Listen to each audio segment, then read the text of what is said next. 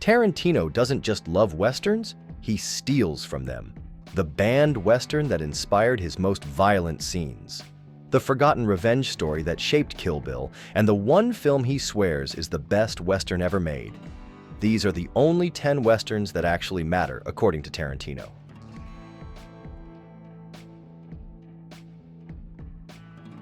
This one comes from Giancarlo Santi, who worked as an assistant director for Sergio Leone, so right away you know you're getting that classic spaghetti Western feel. Lee Van Cleef plays Clayton, an ex-sheriff turned guardian angel who's trying to protect a guy named Philip Wermeer. Wermeer's been sentenced to death for a murder he didn't commit, and Clayton's the only one who knows the truth. Compared to Leone's movies, this one's got a bit more comedy, some goofy dubbing, some over-the-top chase scenes. But at the same time, the shots, the cast, the music, it all brings to mind Leone's Dollars trilogy. It's familiar, but it's got its own thing going on too, with some solid plot twists and some really unique characters. And speaking of the music, this was composed by Louis Enrique Bacalov. He wasn't even credited, but the guy's a legend. He did the scores for Django, A Bullet for the General, tons of other films, and Tarantino's a huge fan. He even pulled Bacalov's music from the Grand Duel for Kill Bill. It plays during the animated sequence when O-Ren takes out the Yakuza boss who murdered her family. This one's notorious. The Great Silence was actually banned in some countries for being too violent. Even Darryl Zanuck, the co-founder of 20th Century Fox, was so put off by the ending that he flat out refused to release it in the US. Directed by Sergio Corbucci, The Great Silence is one of the bleakest spaghetti westerns ever made. It's set in Snow Hill, Utah, where a brutal blizzard has left the town struggling to survive. There's this bounty hunter, Loco, played by Klaus Kinski, who's just murdering people left and right for cash. A woman whose husband he killed hires a mute gunslinger named Silence to take him down. According to Tarantino, it's Kinski who makes this movie. I'm not a big fan of Kinski, but he's amazing in this movie. It's definitely his best performance in a genre movie, he said. The whole thing is about violence, greed, corruption, and the good guys do not win. That's what made this film so shocking at the time. Tarantino called it one of the most nihilistic endings in Western history. Silence goes out to fight the bad guys and gets killed. The bad guys win, murder everyone in town, and just ride off. That's the end, Tarantino said. A movie like Day of the Outlaw is famous for being bleak and gritty, but compared to The Great Silence, it's practically a musical.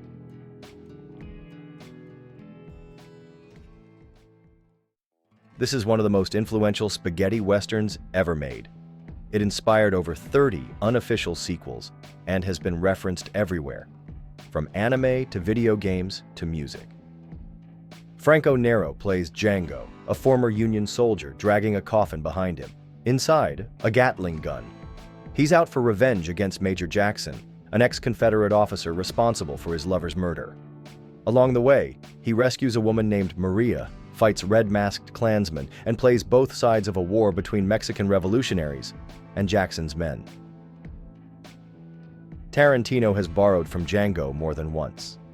Django Unchained doesn't just take the name, it uses Bacalov's score from the original Django for the opening, uses the same title sequence font, and even features a cameo from Franco Nero himself. Tarantino has also praised Corbucci's vision of the West, saying that while directors like Leone, Anthony Mann, and Sam Peckinpah all created their own versions, Corbucci's was the most violent, surreal, and merciless. And at the time, Django was considered too much. It was outright banned in Britain for its violence.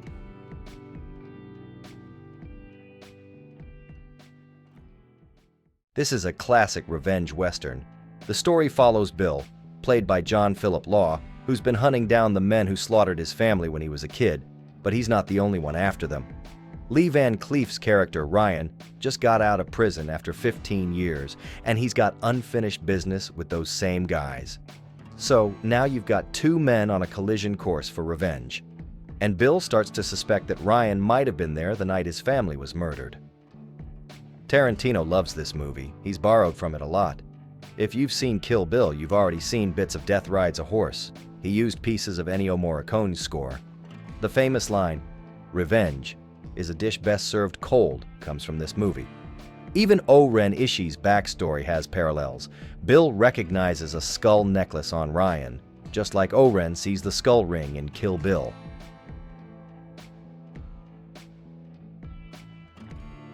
This one's a fictional take on Richard Gatling and his famous invention, the Gatling gun. It's set during the Civil War, and the story plays on the mystery of whether Gatling actually had a working prototype. Apparently, Abraham Lincoln knew, but no one else did. In the movie, Gatling gets kidnapped by Tarpus, played by John Ireland, who then tries to play both sides, ransom Gatling to the north for $1 million, and sell his invention to the south for another $1 million. Meanwhile, Chris Tanner, played by Robert Woods, goes undercover to rescue Gatling and keep the gun out of Confederate hands. But there's a catch. Tanner's already been accused of multiple murders, so he's got to clear his own name while pulling off the mission. Tarantino has huge respect for this film. When he put together his list of the top 20 spaghetti westerns for the Spaghetti Western database, Machine Gun Killers made the cut. Another Sergio Corbucci classic, Navajo Joe stars Burt Reynolds as a Native American avenging his tribe after seeing them slaughtered by bandits. From the start, the film was plagued by misunderstandings. Corbucci thought Marlon Brando was going to star, and Burt Reynolds thought the movie was going to be directed by Sergio Leone. Reynolds actually hated this movie. He called it the most unprofessional thing he'd ever done. But despite what Reynolds thought, Tarantino considers Navajo Joe one of the great revenge films. He even pulled music straight from its Ennio Morricone score for Kill Bill. And if you ask Tarantino why he rates this movie so highly, he'll tell you, this thing is brutal. He once pointed out that the scalp hunters in Navajo Joe aren't just villains, they're as savage as the Manson family. Before the Wild Bunch came along, Navajo Joe was considered one of the most violent movies ever to carry a Hollywood studio logo.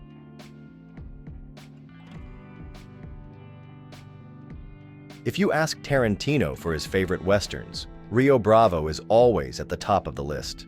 This is a classic Howard Hawks western, starring John Wayne, Dean Martin, Ricky Nelson, and Angie Dickinson.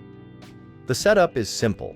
John Wayne plays a sheriff in a Texas border town trying to keep a dangerous prisoner locked up while fending off a gang that wants to bust him out. And who does he have helping him? A drunk, a cripple, and a young hotshot with a gun.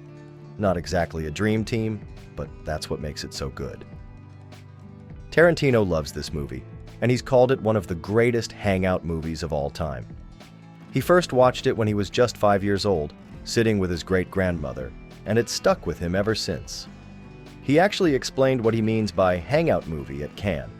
These are movies where you spend so much time with the characters, just watching them interact, that by the end, you feel like you know them.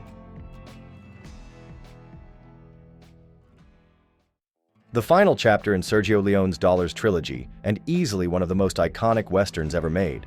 Clint Eastwood as Blondie, Lee Van Cleef as Angel Eyes, Eli Wallach as Tuco, three men all after the same buried gold, set against the chaos of the Civil War. And it all leads to that legendary three-way showdown. Tarantino's love for this movie is no secret. He constantly ranks it as one of his all-time favorites. And when he made a list of his top 20 spaghetti westerns for the Spaghetti Western database, this was number 1.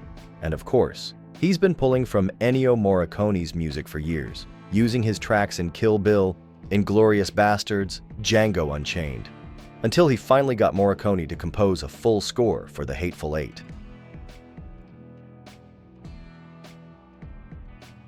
This is Marlon Brando's one and only directorial effort, a revenge western where he plays a bank robber hunting down the partner who betrayed him. And while it was a hit at the box office, the production was so brutal that Brando never directed another movie again. This was originally supposed to be directed by Stanley Kubrick. But 2 weeks before shooting, Kubrick walked away. Then Brando fired screenwriter Sam Peckinpah after just 3.5 weeks. And that's wild because the level of talent involved here was insane. Kubrick, Peckinpah, Brando. But Brando took over the whole thing, rewrote the script, and made it his own. Tarantino has called this one of his top 3 favorite westerns, right up there with Rio Bravo and The Good, The Bad, and The Ugly. And he's not the only one. David Lynch loves this movie, so much so that he named the brothel in Twin Peaks after it. Scorsese is also a big fan. This is another Sergio Leone epic, massive, sweeping, and packed with some of the most stunning visuals in any Western. A railroad tycoon wants a crucial piece of land, so he sends his hired gun, played by Henry Fonda, to wipe out a family that owns it. But the widow survives, and a mysterious gunman named Harmonica, played by Charles Bronson, shows up with a personal vendetta of his own. Tarantino pulls a lot from this one. The extreme close-ups, the tension-filled silence, the way Leone builds a scene purely through visuals and music, and of course, the title. He borrowed it for Once Upon a Time in Hollywood. You can feel Leone's influence all over Tarantino's work,